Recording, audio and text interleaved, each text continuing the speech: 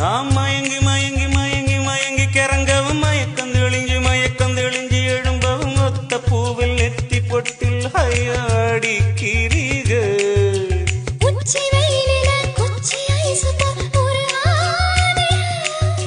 தண்ணி பந்தலே தாகம் எடுக்கையில் எரியாதுக.